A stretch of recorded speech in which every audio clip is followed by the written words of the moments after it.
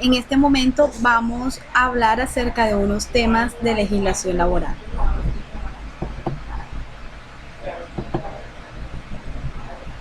Presentación personal.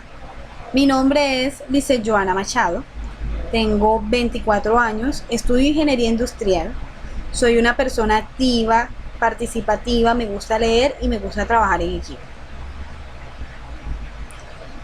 Diagnóstico del trabajo colaborativo 1.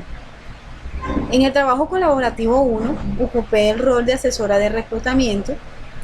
Este trabajo buscaba seleccionar al jefe de personal según lo estudiado en la primera unidad. Buscaba el enriquecimiento de todos los conocimientos por medio de la discusión, además de la participación de todos los integrantes. Observar cuáles son los criterios necesarios para contratar o vincular una persona a la empresa sin incurrir en ninguna falta legal. Además de eso, observar y aprender a manejar cuáles son los criterios que uno debe tener en cuenta para contratar personal. También observar cómo se realiza una nómina mensual teniendo en cuenta los descuentos y contribuciones por parte del empleado y de la empresa.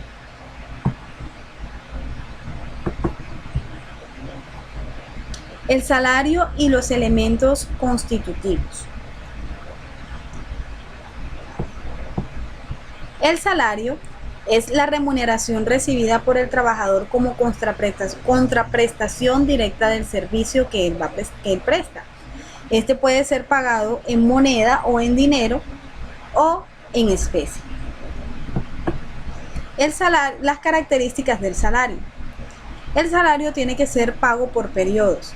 Los periodos tienen que ser iguales y tiene que ser pago inmediatamente finalice el periodo. Entre estos tenemos el jornal, que es un pago que se hace diario o semanal, máximo semanal, se puede acumular y se paga semanal, o el sueldo, que es un pago que se hace mensual. El salario tiene prohibiciones de trueques.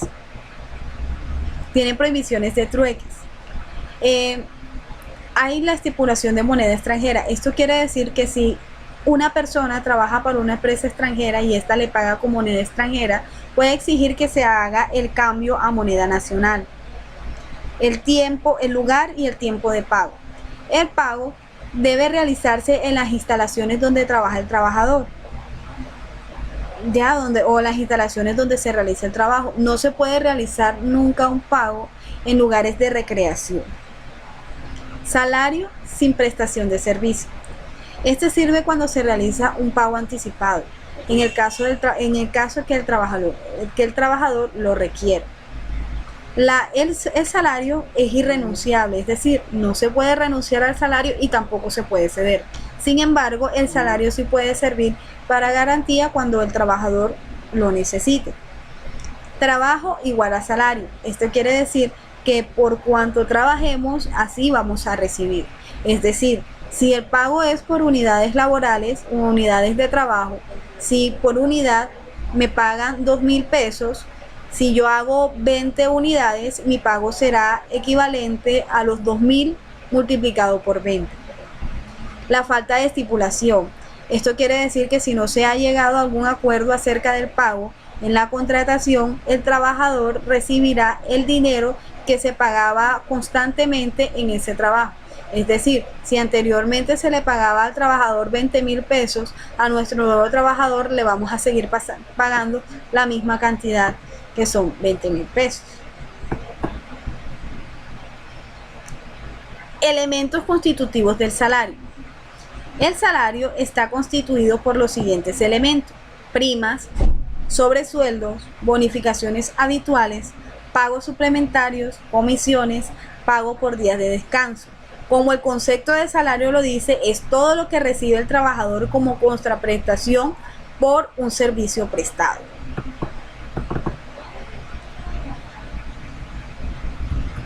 Los elementos no constitutivos son las prestaciones sociales, prestaciones extralegales, pagos de gestión, primas de liberalidad, viáticos accidentales, es decir, todo aquello que recibe el trabajador para realizar su labor y va directamente vinculado con la empresa. Tipos de salarios. Entre los tipos de salario tenemos al salario mínimo. El salario mínimo es el monto recibido por el trabajador por su jornada ordinaria de labor. Esta remuneración es el derecho para subvenir, o sea, para sostener sus necesidades básicas.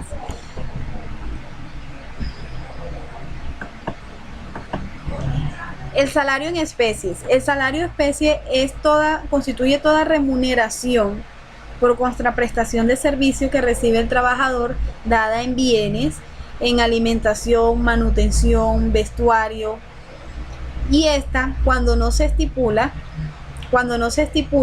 puede constituir hasta un 50% del salario. En caso tal el salario sea mínimo, puede constituir hasta un 30% de este salario mínimo. El salario integral.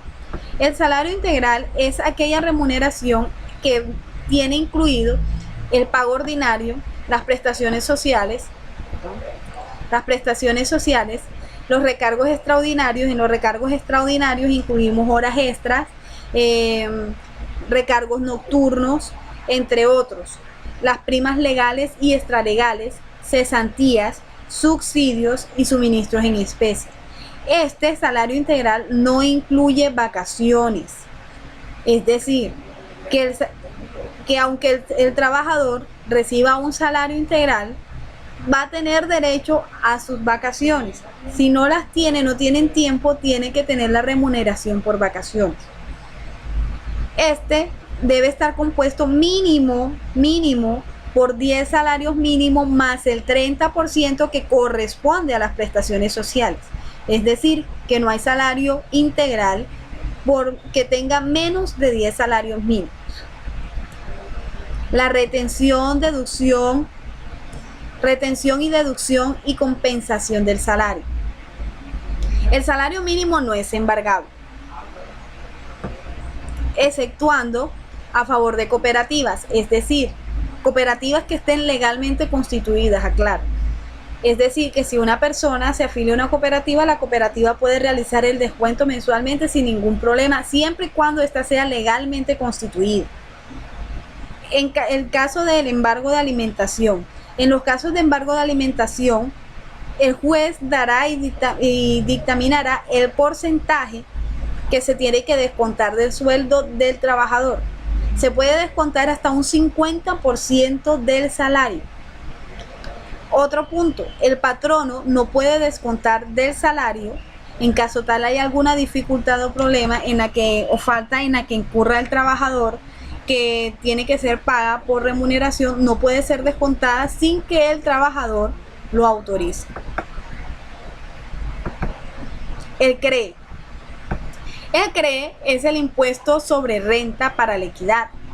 Sustituye contribuciones para fiscales que hacen las empresas que contratan trabajadores. ¿Quiénes deben de pagarlo? Deben de pagarlo sociedades, personas y asimiladas nacionales declarantes del impuesto sobre la renta y complementarios. Además de eso, sociedades y empresas extranjeras con sucursales permanentes dentro del territorio nacional. Además, ¿quiénes no deben de pagar este impuesto? No deben de pagar las personas naturales, las entidades no contribuyentes, entidades sin ánimo de lucro, sociedades y entidades extranjeras sin sucursal permanente dentro del país, y además de usuarios industriales de bienes y servicios y sociedades constituidas como zonas francas.